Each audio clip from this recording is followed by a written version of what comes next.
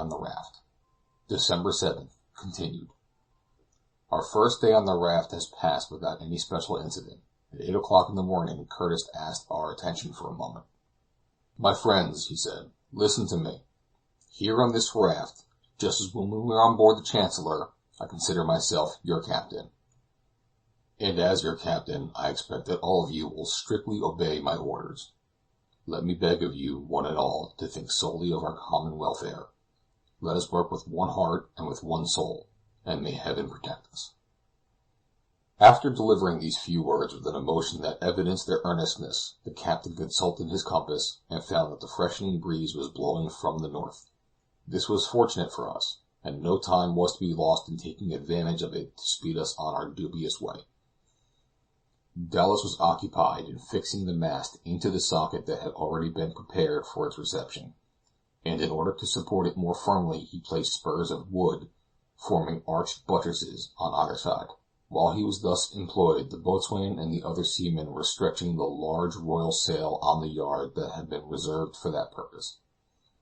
By 9:30 the mast was hoisted, and held firmly in its place by some shrouds attached securely to the sides of the raft.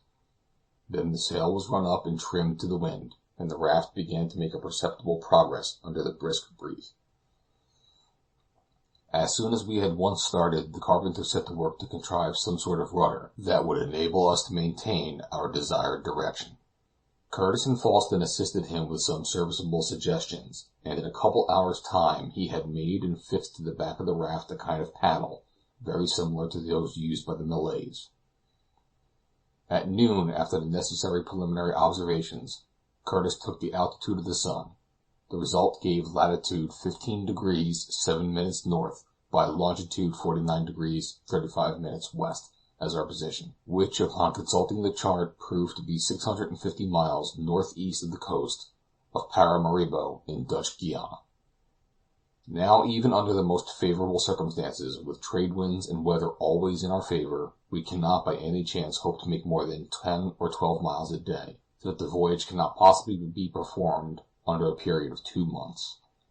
To be sure, there is the hope to be indulged that we may fall in with a passing vessel, but as the part of the Atlantic into which we have been driven is intermediate between the tracks of French and English transatlantic steamers, either from the Antilles or the Brazils, we cannot reckon at all upon a contingency happening in our favor. While if a calm should set in, or worse still, if the wind were to blow from the east, not only 2 months, but twice, nay 3 times that length of time will be required to accomplish the passage.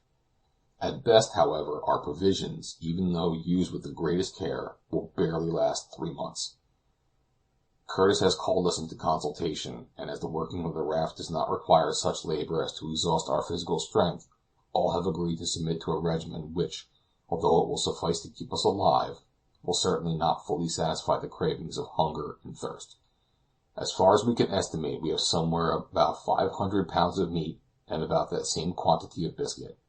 To make this last for 3 months we ought not to consume very much more than 5 pounds a day of each, which, when divided amongst 18 people, will make the daily ration 5 ounces of meat and 5 ounces of biscuit for each person. Of water we have certainly not more than 200 gallons, and by reducing each person's allowance to a pint a day, we hope to eke out that too over the space of 3 months. It is arranged that the food shall be distributed under the boatswain's superintendence every morning at 10 o'clock. Each person will then receive his allowance of meat and biscuit, which may be eaten when and how he pleases. The water will be given out twice a day, at 10 in the morning and 6 in the evening. But as the only drinking vessels in our possession are the tea kettle and the old Irishman's tin pot, the water has to be consumed immediately on distribution. As for the brandy, of which there are only 5 gallons, it will be doled out with the strictest limitation, and no one will be allowed to touch it except with the captain's express permission. I should not forget that there are 2 sources from which we may hope to increase our store. First, any rain that may fall will add to our supply of water, and 2 empty barrels have been placed ready to receive it. Secondly, we hope to do something in the way of fishing, and the sailors have already begun to prepare some lines. All have mutually agreed to abide by the rules that have been laid down, for all are fully aware that by nothing but the most precise regimen can we hope to avert the horrors of famine, and forewarned by the fate of many who in similar circumstances have miserably perished, we are determined to do all that prudence can suggest for husbanding our stores. Chapter 31.